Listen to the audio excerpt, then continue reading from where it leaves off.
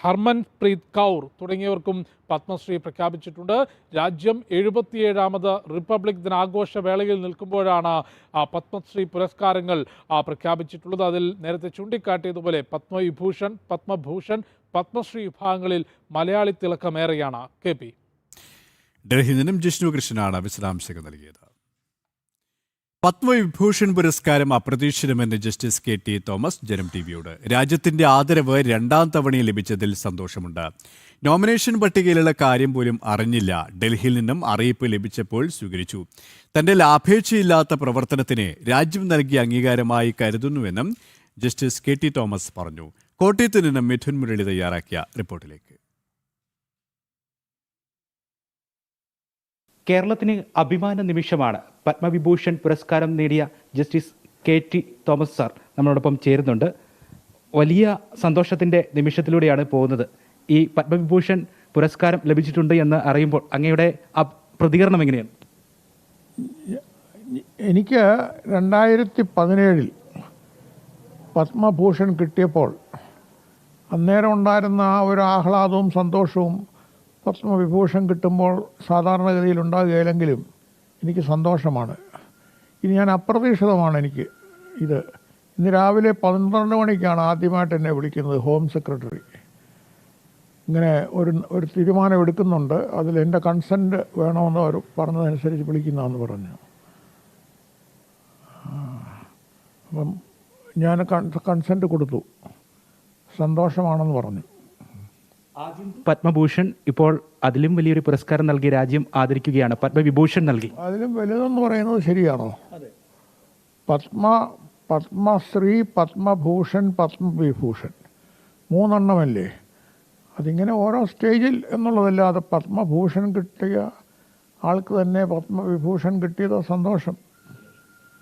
ഇനി ഡൽഹിയിലേക്ക് പുരസ്കാരം ഡൽഹി പോകാൻ പ്രയാസമായിരിക്കും, അത് ഞാൻ പറഞ്ഞവരോട്. കാരണം എൻ്റെ പ്രായവും പോകാനുള്ള ബുദ്ധിമുട്ടുകളും എല്ലാം കൂടെ വെച്ചുകൊണ്ട് ചിലപ്പോൾ എൻ്റെ മൂത്ത മകനെയോ വല്ലതും എനിക്ക് വേണ്ടി വാങ്ങിക്കാൻ വേണ്ടി വിടുകയുള്ളൂ. തീർത്തും അപ്രതീക്ഷിതമായിരുന്നു അല്ലേ? തീർത്തും അപ്രതീക്ഷിതമായിരുന്നു. എങ്ങനെയാണ് നോമിനേഷൻ പോയത് എന്നുള്ള കാര്യങ്ങൾ എൻ്റെ ഒരു വിചാരം, അത് ഞാൻ പല കമ്മീഷനുകൾ ചെയ്തിട്ടുണ്ടല്ലോ, അതിൻ്റെ ഒരു പ്രതിഫലമായിട്ട് ഞാൻ ഒന്നും വാങ്ങിക്കാതെ ഇതെല്ലാം ചെയ്തത്. അപ്പോൾ ഇപ്പോഴും ഞാനൊരു കമ്മീഷൻ ചെയ്യുന്നുണ്ട്, കേരള ലോ റിഫോംസ് കമ്മീഷൻ, അതിൻ്റെ ചെയർമാനാണ്. അതിനും പ്രതിഫലമൊന്നും ഞാൻ വാങ്ങിക്കില്ല, അതിൻ്റെ ആവശ്യമില്ല. നമുക്ക് പെൻഷനുണ്ട്, പെൻഷൻ കൊണ്ട് ജീവിക്കാനുള്ളതേ ഉള്ളത്.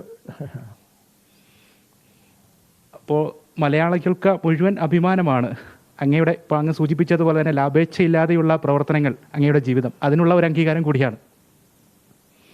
ഞാനെങ്ങനെയാണ് പറയുന്നത്? സന്തോഷം ഒന്ന് പങ്കുവയ്ക്കുകയായിരുന്നു. 2 തരത്തിലുണ്ടായിട്ടുണ്ടല്ലോ. മുല്ലപ്പെരിയാർ വന്നപ്പം ഒരുപാട് ആക്ഷേപം കേട്ടതില്ലേ ഞാൻ. അത് പിന്നെ സുപ്രീം കോടതി അത് അംഗീകരിക്കുകയും 2011 അന്ന് രാത്രി പൊട്ടുമെന്ന് പറഞ്ഞ മുല്ലപ്പെരിയാർ 2026 ഒരനക്കവും ഇല്ലാതെ.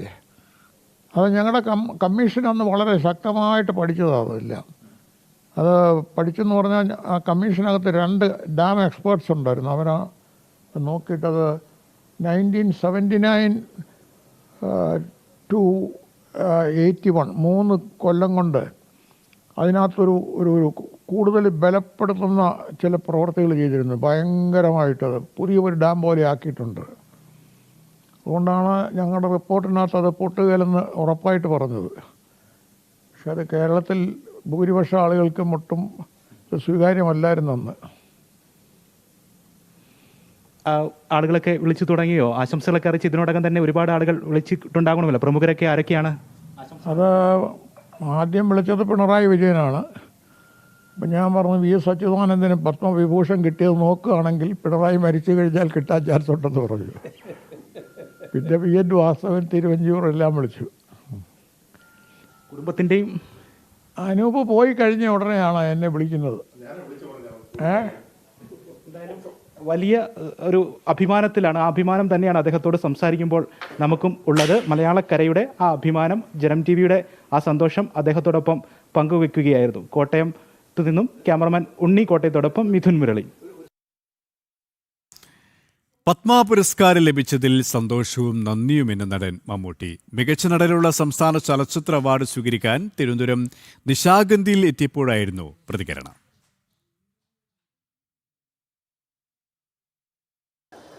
പത്മഭൂഷൺ എന്താ പറയാനുള്ളത്? രാജ്യം നൽകി ആദരിച്ചിരിക്കുന്നു.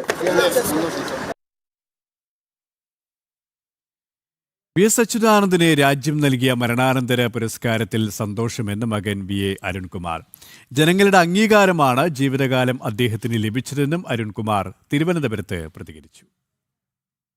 അച്ഛൻ്റെ ഒരു ജീവിതം, അച്ഛന് അല്ലെങ്കിൽ ഞങ്ങളാരും ഇങ്ങനെയുള്ള കാര്യങ്ങൾ ഇന്നേ വരെ ഓർത്തിട്ടില്ല, ശ്രദ്ധിച്ചിട്ടില്ല. അച്ഛനെ സ്നേഹിക്കുന്ന ആ ഒരു ജനക്കൂട്ടവും അച്ഛൻ അവർക്ക് വേണ്ടി ജീവിക്കുന്നതുമൊക്കെ കണ്ടാണ് ഞങ്ങൾ വളർന്നിട്ടുള്ളത്. അപ്പോൾ അതുകൊണ്ട് അച്ഛനൊരു അവാർഡ് എന്നൊക്കെ ഉള്ളൊരു കാര്യം ഇതുവരെ അങ്ങനെ ഒരു ഡിസ്കഷനും കാര്യങ്ങളൊന്നും വന്നിട്ടില്ല, നമ്മൾ ശ്രദ്ധിച്ചിട്ടുമില്ല.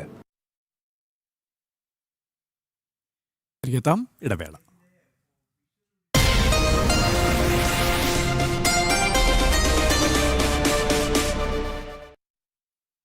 വിശ്വാസത്തിന്റെ 36 വർഷങ്ങൾ ആഘോഷിക്കുന്ന പിട്ടാപ്പള്ളി ലെഗസി ഫെസ്റ്റ്. ചേച്ചി പാല്